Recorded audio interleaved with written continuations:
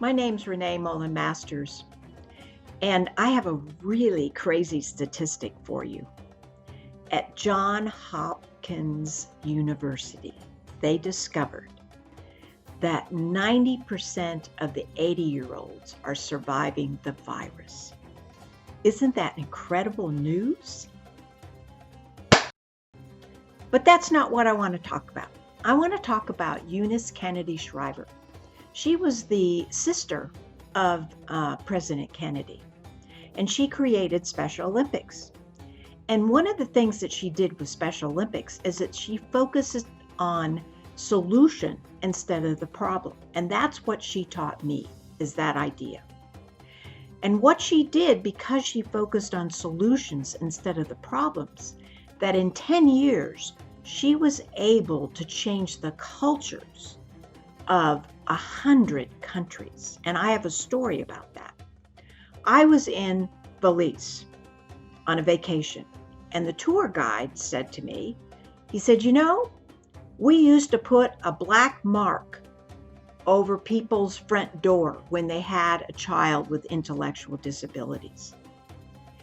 And it was really interesting. Special Olympics came in, and the kids learned sports, and we called them athletes, and all of a sudden, those black marks started to disappear. They just vanished. So, you know, Mrs. Shriver, she did not go into that country and say, oh, you guys are really treating these people terribly. You're calling them evil, and you're putting a black line over the door. Shame, shame, shame, shame, shame on you. No, she didn't do that. She ignored that. She just went in and taught them sports. And what happened? A miracle. So what have we been doing for the last 3 or 4 months? We've been focusing on the problem. We have been so afraid we're going to get it. We got to start focusing on what we already have, what is working. We have a whole bunch of things that are already working. If you have a family, that's a good thing to be working.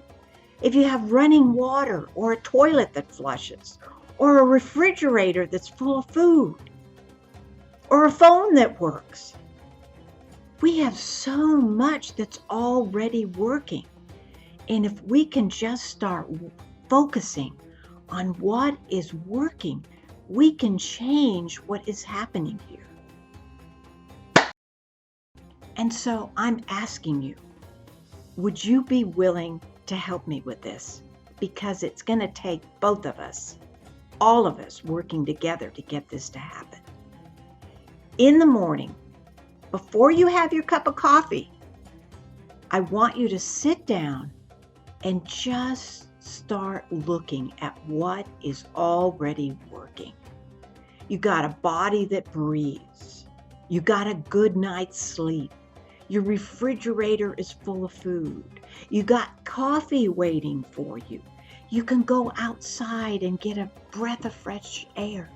And you have a child that loves you. And you have a cat that adores you. What else? What else is already working? Will you do this with me?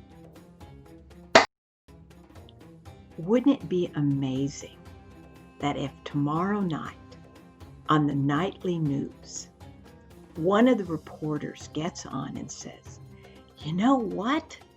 Did you know that 90% of the 80-year-olds are surviving the virus?